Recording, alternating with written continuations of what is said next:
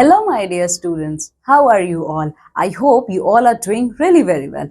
In our today's class, we are going to start with chapter number 15, and this chapter is based on applications and letters. अच्छा, applications और letters क्या है? आप लोग जब छुट्टी लेते हो, आप बीमार पड़ गए या कहीं आपको वेकेशन पे जाना है, तो आपके पेरेंट्स क्या करते हैं, एक लेटर आपको लिख के देते हैं, उस पर वो साइन करते हैं, ठीक है, वही तो होता है आपका एप्लीकेशन, ठीक है। और लेटर क्या होता है, ठीक है, लेटर होता है जब आपके पेरेंट्स कहीं बाहर गए हैं और आप उनको मिस कर रहे हैं, या आप समर वेकेशन मनाने के लिए अपने नानी के घर गए हैं और आप उनको मिस कर रहे हो, ठीक है, तो आप उनको लेटर लिखते हो, लेकिन आप उस पर कोई साइन नहीं करते हो, ठीक है, वही आपका होता है लेटर, ठीक है। तो अच्छा चलो पढ़ते हैं ये चैप्टर। देखो, जो पहला है वो आपको एक एप्लीकेशन लिखना है, ठीक है। तो सबसे पहले ये एप्लीकेशन क्या है, किसको आप लिख रहे हो, ये एप्लीकेशन आप लिख रहे हो अपने प्रिंसिपल को, ताकि इसे लिख क्यों रहे हो, क्योंकि आपको छुट्टी चाहिए, you want leave, that's why you are writing an application to your principal, ठीक है। तो एप्लीकेशन में सबसे पहले आप लोग क्या करोगे, सबसे पहले आप लोग जिसके लिए ये एप्लीकेशन लिख रहे हो उनका नाम लिखोगे, ठीक है। तो यहाँ पे आपने क्या किया, आपने अपने प्रिंसिपल को लिखा, ठीक है, या आपने क्या किया है, स्कूल के प्रिंसिपल को लिखा है। फिर आप यहाँ पे क्या लिखोगे, उसके बाद आप अपने स्कूल का नाम लिखोगे, ठीक है, स्कूल का नाम लिखोगे, ठीक है। क्या करोगे उसके बाद, तब आप लोग प्रिंसिपल के नाम के बाद आप लोग अपने स्कूल का नाम लिखोगे। फिर आपका स्कूल किस एरिया में है वो लिखोगे, एरिया का नाम लिखोगे, ठीक है, एरिया का नाम लिखोगे या फिर लोकेशन लिखोगे, जहां पे भी आपका स्कूल लोकेटेड होगा वो लिखोगे। फिर उसका डेट लिखोगे, ठीक है, ये 25 चल रहा है, तो आप यहाँ पे क्या करोगे, ठीक है, तो यहाँ पे आप लिखोगे डेट, ठीक है। तो एप्लीकेशन लिखने से पहले आपको इतनी सारी चीजों का ख्याल रखना है। तो सबसे पहले क्या लिखोगे, आप जिसको एप्लीकेशन लिख रहे हो उसका नाम लिखोगे, फिर आप अपने स्कूल का नाम लिखोगे, फिर स्कूल आपका किस एरिया में है वो लिखोगे, फिर डेट लिखोगे, ठीक है। उसके बाद आप एप्लीकेशन का सब्जेक्ट लिखोगे कि आप एप्लीकेशन लिख क्यों रहे हो, ठीक है। तो एप्लीकेशन का सब्जेक्ट क्या है, एप्लीकेशन फॉर लीव, ठीक है, आप छुट्टी के लिए एप्लीकेशन लिख रहे हो, रिमेंबर दिस पॉइंट। फिर क्या करोगे, मैडम या सर, ठीक है, आपके प्रिंसिपल या तो मैम है तो आप मैडम लिखोगे, और अगर आपके प्रिंसिपल सर हैं तो सर लिखोगे। तो क्या लिखोगे आप यहाँ पे, देखो, with due respect I beg to state that I am going to attend the marriage of my cousin on 15th of March 2025, ठीक है।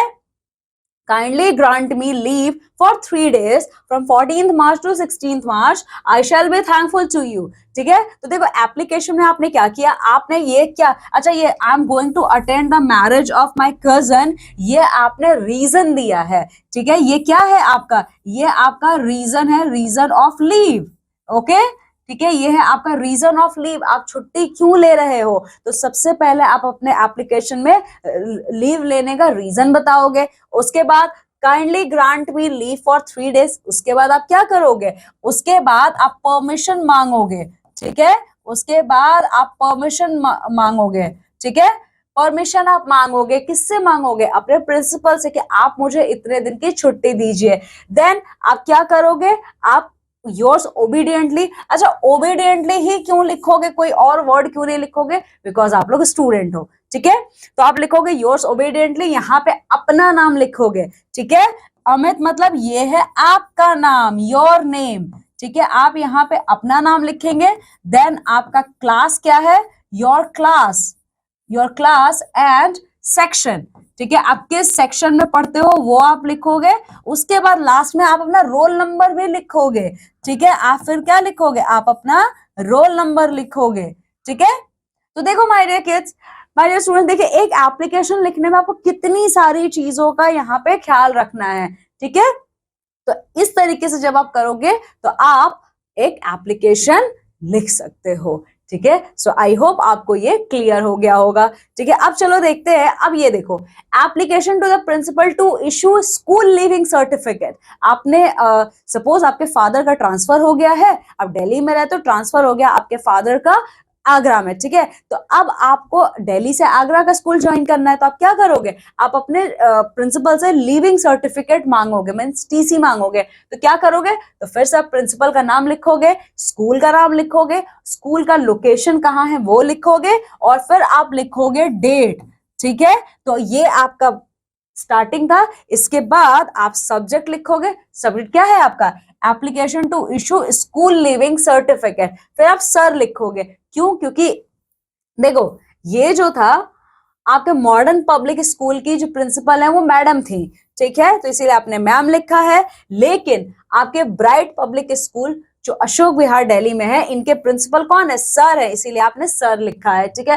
तो ये एप्लीकेशन आप कैसे लिखोगे, देखो, I beg to say that my father has been transferred to Agra so I can not continue my study here. आपने क्या किया, यहाँ पे आपने, अब दिल्ली से आगरा शिफ्ट हो रहे हो तो आपने क्या किया है, आपने यहाँ पे वही रीजन दिया है कि आपके पापा का ट्रांसफर हो गया है, अब आप दिल्ली से आगरा जा रहे हो, इसलिए अब आप दिल्ली में कंटिन्यू अपने स्टडीज को नहीं कर पाओगे, ठीक है।